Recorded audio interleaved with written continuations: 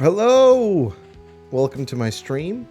Um, we're just gonna get right into it. I don't have a lot of time today, as um, that's just how it goes. Haven't streamed in a little while. I'm excited to stream. I'm gonna try to stick to a regular schedule, so stay posted. I will be posting a regular schedule soon, and hopefully I can stay regular. and stay regular in many different ways. You know what I'm saying? Okay. All right. Hello, everybody. So good to see everybody. So good to be here. So good to be, um, just alive. It's good to be alive. It's a crazy time to be alive. History is being made in front of our eyes. The Biden administration, by like all measures, is failing. Um, we're seeing just worldwide authoritarianism at its best. And people are starting to see the big pictures. At least some people are. So, there's a lot of news to cover. I think other people have covered it pretty well. So instead, I actually want to cover something that it's because most of the reason why I do current events is to just inform my friends and my family and just my people I know about things that are going on in the world, and I want to inform them of news that affects them or news that is big and they should pay attention to. And I think the biggest news that could affect somebody right now is why gas prices are so darn high. So we're gonna take a look at why gas prices so darn high in California. My gas is almost $5. That's crazy. Oh my gosh, gas is almost $5. I'm really. Oh my gosh. Oh man. I'm really Geez, just so. Ugh, $5. I just can't believe it. Never thought it would happen. So, I'll put on some music just so it could be in the background. But anyway, let's take a look. Oh, hold on, let me pause this first. At some current events.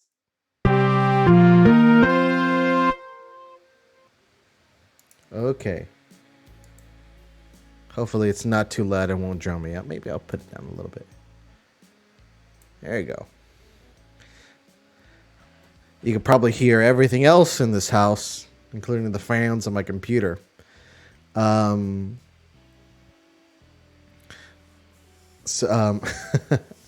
Anyway, I didn't see it from Nasdaq.com. I saw this from like a general news website. I saw this from, I don't remember where, but I did see it from some like CNN or something like that. But I was researching, I came across this and I bookmarked this instead of the original article. Oh, I remember what it was. I think it was like because what I usually do to check out like mainstream news is just I open up a new tab and out pops some news. Wow. U.S. drones over Syria believed launched by Iranian backed militias. Yikes. Now that's some news. I do want to do a segment called News from my browser, but we'll do that another day. But yeah, basically I opened up a new tab and it showed that headline, and it was like a video format, so it wasn't like an article I could show everybody. And so I went looking for an article, and this is what I found from NASDAQ.com. U.S. crude oil output fell in September to 10.81 million BPD, led by decline in offshore. So the U.S. decline in oil output is a big factor on why your gas is so darn high. Like, obviously, like, gas from America is gonna, like, yeah, there's like, our workers are treated very well, but at the end of the day, it's actually cheaper and better for our economy and for just the American people in general to have oil from here, because it's easier to transport from like California, Texas to Kentucky than it is from, you know, across the ocean to the United States, you know? So there's less of a drain on resources. There's an increase in jobs in the United States due to increased oil production. I'm not. This isn't about being for and against oil. This is just about what oil and production in the United States does for the United States, and that's what it does. It creates jobs, really good jobs.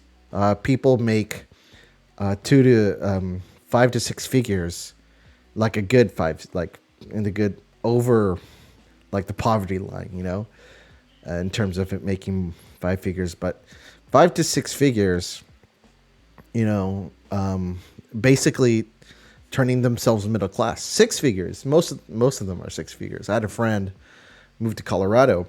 He said, he told me, he's like, yeah, oil work is 6 months out of the year. You get their other 6 months off because they got to go off on site, and it's pretty intense and it's crazy and it's hard work. But you know, you get paid a lot and you just take the 6 months off. So definitely consider doing that. But then you don't see your family, you're in a new different place, and the work is dangerous and difficult. And you're essentially laid off, you know, for 6 months, you know, so just an interesting dilemma. But anyway, U.S. crude oil output fell in September, so that's still a lot of oil, you know, but it's not enough to. But this, if you look at the data, we're producing way more in 2020, not 2020, 2019. 2019, we're seeing some records for oil production, and which is part of the reason why gas was so cheap. And there was a bit of during the pandemic when gas was really cheap, but that's because supply was high and demand was low. Nobody was driving; everybody's locked in their houses, you know. So that's why gas was really cheap under the Biden administration during the pandemic, because nobody was driving, you know. But now that it's been almost 2 years since 2 weeks to slow the spread, you know, people are going back to work. They're going on vacations. Florida is fully open. Texas is like 99% open. And like we're seeing people going back, trying, at least some people, some states trying to go back to regular life. And things are picking up. You know, like even at my job, things are picking up. People are actually coming into my office, which is, you know, really weird. It was because it's been dead for like the past few months, you know. But it's so that's what's happening now that people are going back. Demand is rising again, and that's part of the reason why we see an increase in oil, is that we have a high demand but low supply. Especially, and I'm going to show you right now, because OPEC isn't producing oil, but I'll explain it. I first want to get into U.S. oil production. So we were producing a lot more under the Trump administration, but then the pandemic hit and everybody went back home, and there wasn't enough demand to justify the cost of drilling for more oil, you know. And a lot of conservatives will point out that the Biden administration, his policies are part of what's causing the spike in demand, the spike in the price of gas. And it's true, but not in the way you think. Because the Biden administration, what he's done is he's shut down future fracking and the Keystone Pipeline, which hasn't been built yet. So everything that already exists is still up and running, you know. But we're still like facing difficulties in supply due to pandemic restriction. We actually get this Keystone Pipeline. The pipelines that lead here in the United States, they don't just run through like the oil producing states in America. They come from Canada. They come from Canada. In fact, we get a lot of oil from Canada, and so Canada still has a lot of restrictions. And on top of that, there's a lot of people that haven't gone back to work, and so part of the reason why we're seeing. So here's the head. That was the headline. And here's our U.S. field production of crude oil by the 1,000 barrels. Here we have this graph. As you can see, it picks up. Here's 2016. Woo! When Trump got elected. And it jumps up. And then look, right here. It peaks in January and December.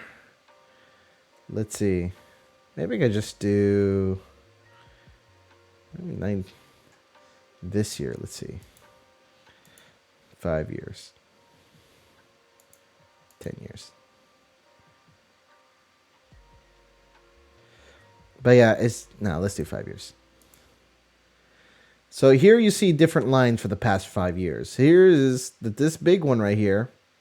That's 2020. Right under it, it's 2018 to 2019. And see, in 2019, it goes up.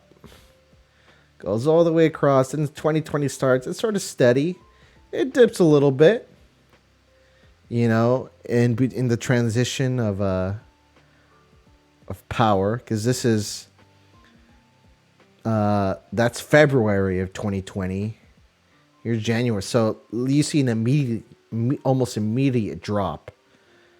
In the months that Biden... of the January 6th protest and the inauguration of Joe Biden as president, and then huge drop in oil. And this huge drop, it's actually not due to Biden's policies. Like I said, all the things that already exist are due to... Well, it's not directly due to Biden's policies, because, like I said, the fracking, it's stopping all future oil developments in the United States. You know, at least on federal lands, fracking on federal lands, and then the Keystone Pipeline. So those things haven't been opened yet. So why did it drop? And that was my question. Why did it drop so low? And in 2020, and that's because of Hurricane Ida. Hurricane Ida has really, basically all the Gulf Coast oil platforms had to shut down. And it really affected U.S. oil production, the shutting down of these platforms.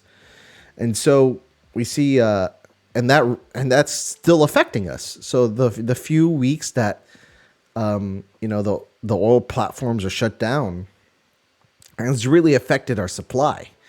You know, and because our supply was already low to begin with, now that we're opening up, there's a huge demand. So our supply is here and our demand is here, and that's the biggest reason why your oil is so darn, your gas is so darn high. So now I did say that Joe Biden his policies did not directly affect the price of oil. So here's another one. U.S. crude production. Yeah, U.S. crude production falls 3.5% in September after Ida hit offshore output. And that's EIA. That's the website I was just on, the Energy Institute of America, or whatever it calls, whatever it means.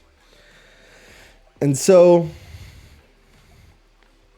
yeah, that's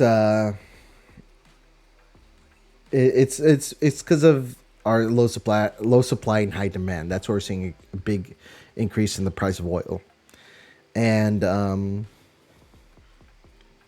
in terms of the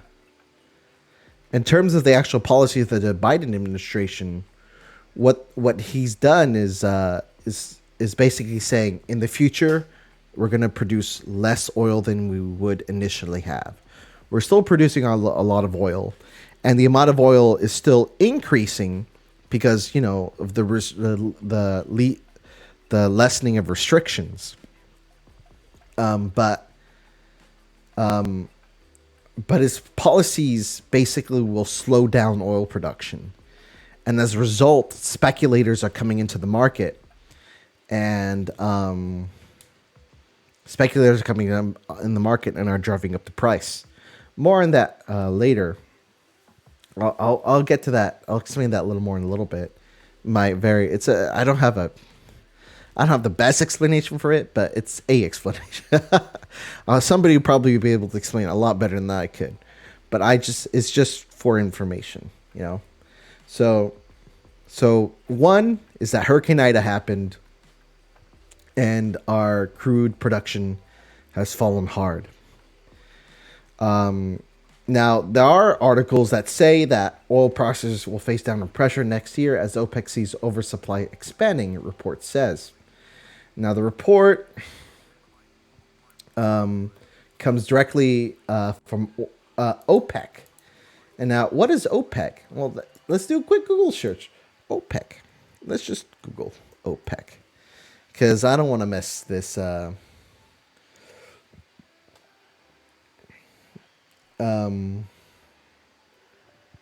don't want to mess it up. I want to get an accurate description of OPEC. It is the Organization of the Petroleum Exporting Countries. The Organization of the Petroleum Exporting Countries is an intergovernmental organization or cartel of 13 countries founded on the 14th September 1960 in Baghdad.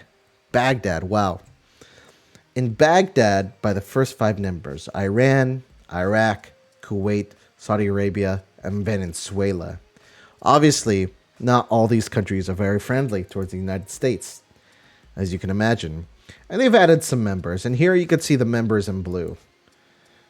And these are all countries that have no loyalties to the United States, you know. You could say, well, that's not necessarily a bad thing, you know. Walmart technically has no loyalty to the United States, you know. But it's important that, you know, we have companies that are more willing to adhere to Americans and its culture, you know, because then they do stuff like this. Even though they have this report that they expect in oil oversupply, because these countries are continuing to develop oil regardless, because they probably have restrictions in their own country. I actually haven't checked, but I bet you that they're not restricting their oil production. In fact, according to them, according to reports, their goal is to maintain oil production, only increasing it by a few 100,000 barrels a day, which is nothing. You know, you need way more than a few 100,000 barrels a day it was like 400,000 barrels. It was something, or I don't remember the exact number, but it was the reports that because a lot of countries are, including Joe Biden, are pressuring OPEC to make more. And so, are pressuring OPEC to make more oil. But, man, like, they totally have us by the balls, you know? Sorry, excuse the crudeness. But, like, they can totally control, like, how much they give us, you know, regardless of how much oversupply they has. Now, this report says they forecast an oversupply, but other analysts think differently. I have this from MarketWatch.com. OPEC Plus has an excuse to pause oil production increases after COVID variant sparks crude plunge. So people are already starting. This is over the Omicron variant. So people are already starting, or the Xi Jinping variant. People are already starting to have been freaking out about it, even though so far the Omicron variant. Oh, I'm not gonna say it. Never mind. I take that back. I'll be banned off Twitch. But yeah, like, so there is a crude plunge because of the Omicron variant. So now they have a reason to be like, new variant. We don't want to make more oil because that means an increase, you know. So on one hand, you have You have a high demand and a low supply. Then you have the supply coming from countries that are, you could say, hostile towards, almost hostile towards the United States, or our relationship. The relationship to the United States is, you know, edgy at best. Basically controlling how much oil we get. Biden released 50 million barrels from our own oil reserves. These were reserves that are for war and emergencies only. You could say this is an emergency, but the answer to the our low supply is to release restrictions and get people back to work. And then we'll see a resupply. Because the 50 million barrels, we use millions of barrels every day, tens of millions of barrels every day. The world uses, like, the United States. So those 50 million barrels will last like less than a week, you know. So that doing that has done nothing and will do nothing to our oil prices. What we need is a higher production of oil, and so. And so and all of this I just find, and in the midst of it, I saw this report too. I found it ironic that the state with probably the highest gas in the country, also the ones making the most to combat climate change, is the largest consumer of oil being drilled in the Amazon. That is California. California is the largest consumer of oil being drilled in the Amazon. So California, you heard it here, folks. First here, California is destroying the Amazon. And the Amazon being destroyed on top of the cattle farmers and the soy farmers. And the cattle and soy farmers take up a lot of land in the Amazon. And man, this poor jungle is just being exploited. Now, honestly, the Amazon is an important place, but most of our oxygen is made by plants in the ocean, because there's more ocean than there is land, usable land on top of that. So most of the oxygen produced, if I remember correctly, most of the oxygen produced in our Earth is produced by seaweeds and algae and plants in the ocean than it is by the Amazon. The Amazon is certainly not the lungs of the earth, as some people would claim. But one thing for sure is that California is the largest consumer of oil being drilled in the Amazon. And if California would just allow fracking, which is pretty safe, it's generally pretty safe to frack. And I wish I hadn't voted against it, because in my hometown we have a pretty large water reserve, and I felt like, oh man, I don't want people to frack here because they're gonna contaminate our water reserve. But it wouldn't, because fracking is like really safe, So instead,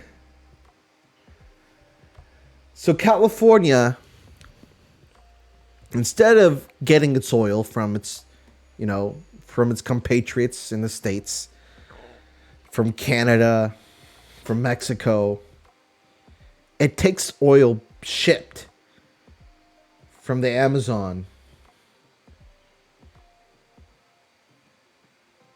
and takes it up to California. That's crazy. So, and then it's just funny that here are these people thinking like, oh, if we pass these policies, we're going to make a difference. For example, like ethanol. People thought ethanol would help with that ethanol would help because it could be used as fuel, and it could be used to replace oil, to replace fossil fuels, But, studies have come out, and Ethanol and gasoline has failed to fulfill its promises. Ethanol has made our gas worse because in California it's required for gas to contain up to 10% ethanol. You know, well, like it says right here. You know, oh, almost all gasoline sold nationwide is required to contain 10% ethanol, a fuel made from plant sources, mainly corn. And so, you know what? That has made a lot of corn farmers rich. And I could do a whole separate bit on corn because big corn is crazy. It's one of the craziest things that you could read about. I recommend everybody to look up how crazy corn is for the United States. Anyway, so we're passing policies like this that don't do anything. Ethanol has failed. Solar and wind. First of all, to use solar effectively, you're gonna need miles and miles and miles of solar panels. You know, and that's not environmentally safe because you got to put those solar panels somewhere. Some people say put them in the desert, but not everybody lives in a desert, you know? And not everybody can afford solar panels. Not only that, solar panels are made by slaves in China. They're unethical. They're unethically made. You know, so like a lot of things here, and you know, at some point, you know, you can't avoid, like me, I can't avoid buying unethical things, you know, because I'm poor. You know, I don't have them. I gotta buy my clothes from Walmart. You know, I don't have the money to be buying American made. You know, like I wish I could, but I just don't have the money. And what I'm gonna do, like wear shirts with holes in them? I mean, I guess I could, but how's that gonna, like, that's not gonna help me, you know? And anyway, like, so solar panels are unethically made. The resources required to mine the minerals of solar panels are huge, absolutely humongous, and overall, like you need a lot of them, and they only work during the day, and windmills don't, like, they also take up a lot of space, and they can break down pretty quick, you know, in comparison to like the resources it takes to actually get them set up, you know. And they kill birds. Now, they are finding ways to make windmills safer for birds. Like they found painting one of the wings of the windmill will help it so birds could see it. But it's killing like endangered species, you know, of birds. So windmills aren't doing a whole lot. And then California is closing down its nuclear power plants. Like, what the heck? Nuclear is the greenest energy we have, and we're closing it. Why? Because we're afraid of things, of a nuclear accident when there's only been like 4 in history. There's probably been more coal accidents than there have been more nuclear. You know, there's probably more people died from windmill accidents than they have, like people falling off of windmills than they have, or wind generators. They're not windmills, you know, but wind generators than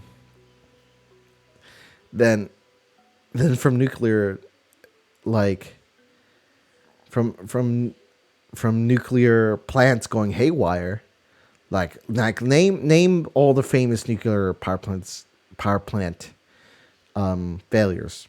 5 Mile Island, people have, like, that's been dealt with. That's the only one. Fukushima, that was because of an earthquake. You know, and Chernobyl, which is the reason why that one failed, was because of communism and communists taking shortcuts, because it's communists do. So one, you have like a genuine accident because it was in the 50s, and now things are a lot safer. That was like 70 years ago, guys. You have one that was because of a natural disaster, and we can plan for that when we build nuclear power plants. And three, one is because of communism and the shortcuts communist leaders take to make themselves look better. And not only that, they covered it up.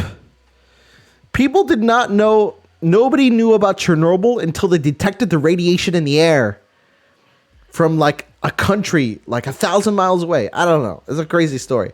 But nobody knew about Chernobyl until they like detected the leakage in the air. You know? So my point is overall nuclear energy is safe, it's effective, and people are just scared of the word nuclear. And that's it. They're scared of the word nuclear. Yeah, there's nuclear waste. There's toxic waste. But dealing with that toxic waste is way better than dealing with the pollution that coal plants give off. And we can find ways to dispose of it, you know, if you're willing to invest in the technology. And if climate change is such an emergency as people claim it is, then we need to rush towards nuclear, because nuclear is sustainable. It can power lots of places effectively and efficiently, and it's the greenest energy source we have, you know, versus like solar and wind. So part of the reason why your gas is so darn high is because of policies like these that required ethanol and gasoline for decades, you know, that just didn't help anybody. It helped a few people, farmers. So, and then the other thing I wanted to mention is speculator driving up the price of oil. That, from what I was reading, it happened in 2008. When oil was getting high in 2008, speculators were part of the reason that we're driving the price up, you know. And I have some other data that I would like to show you, but I can't because the website that I found has this warning. No part of any data presented on this website may be republished or redisplayed or otherwise redistributed without prior written consent of oilpress.com. Trading in leverage products is risky, risk of capital loss. So I've zoomed in on this page. I'm not going to show you any data from it.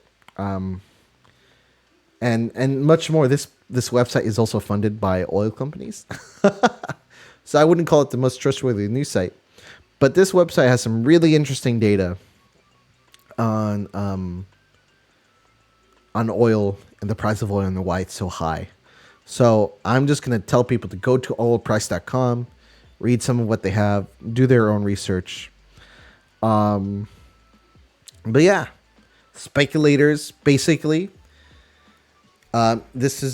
speculators are coming into the market. They see there's going to be a crunch on energy, and so they buy oil stocks and futures in hopes that it's going to go up. And they're driving the price up because of that. And part of that is due to Joe Biden's policy. Because if Joe Biden says, in the future, okay, man, come on, man, in the future, we're not going to do any more oil fracking of oil on federal lands. And also, we're not going to build that Keystone Pipeline. So, but what he's basically saying is that in the future, they're going to produce less oil. So people who are speculators in the market are saying, oh, there's going to be a crunch for oil in the future. I'm going to buy these things now and sell them in the future when their demand is much higher. Think of it like selling Yeezys or Nikes or their resellers online. You probably know a guy like this. You probably know a guy. They go to They have a bot, or they stock like different like shoe selling websites to find rare shoes. They buy them for the retail price and they resell them for a higher price to make a profit. You probably know a friend like this. They're a side hustle. They're a bot. They talk about it all the time. The people who are buying and selling Supreme. You're like, yeah, man, I got a box logo and I got it for like 120. I sold it for 800. Like people, you know those people. There's people who do that, but for commodities, and they're called they're people in the stock market. And that's what the stock market is. People speculating on the price of a commodity instead of a luxury item, and and it's it should be illegal. Like like man, it just sucks because the stock market has a purpose. Its original, you could say its original intention was like, hey, here's a company. If you want a piece of the pie, you can invest in it, put some money into it, and then in the future, let's say you retire, you can take that money out and go hang out on a beach with $1 million. That was the idea. As a young man, you'd put money into a company, you'd let it sit there, and when you get old, you go and relax and have fun. But what some people have done is they turned the stock market into a gambling hall. They'll buy stocks low, sell them high. They'll pump stocks. They'll put a bunch of money. I remember reading an article about a guy doing this. There was I think it was a Bass Pro. It was some sort of fishing like and sporting tools company. Um, but like it was some sort of like sporting goods company, like fishing goods company. They went public and everybody was pretty excited, and some douche pumped that stock with a lot of money. They pumped it, which means they invested a lot, and that caused everyone else to go like, oh my gosh, this stock is rising because they bought so much stock. Sorry, my voice is going. Like, oh, the guy bought so much stock. And so, other people jump on the bandwagon. The stock went up and up and up. And then he was all like, I'm going to sell.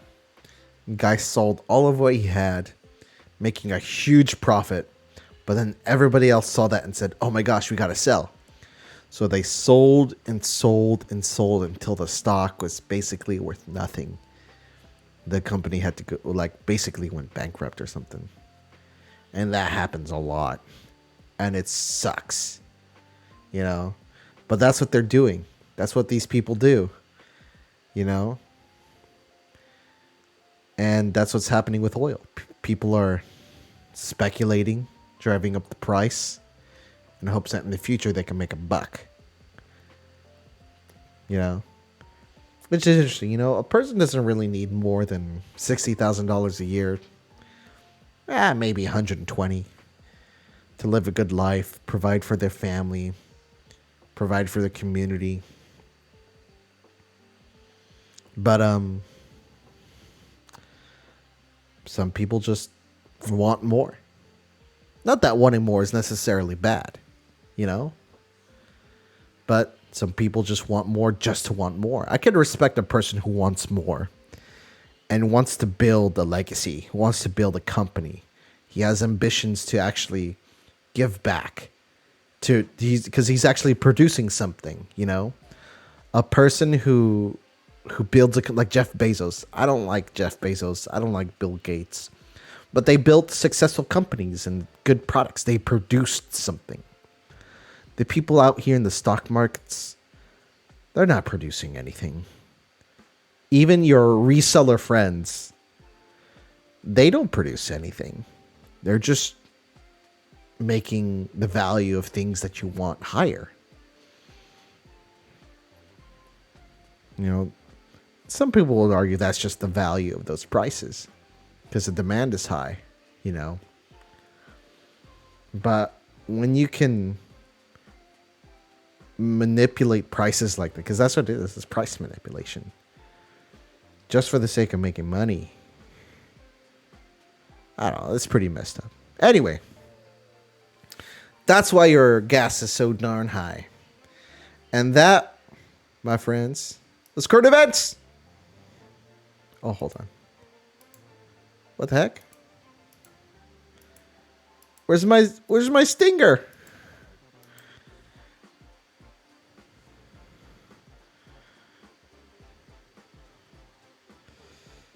Where's my stinger? Where'd it go?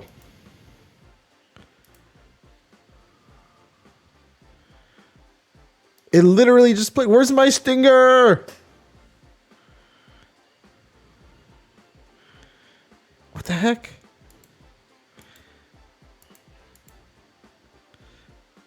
Where's my stinger?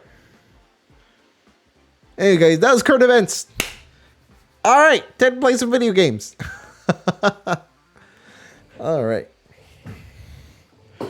So I'll be right back. I'm gonna stop the stream. I'm gonna stream from my shadow PC. So give me a sec, and I'll be right back. Okay. Be right back.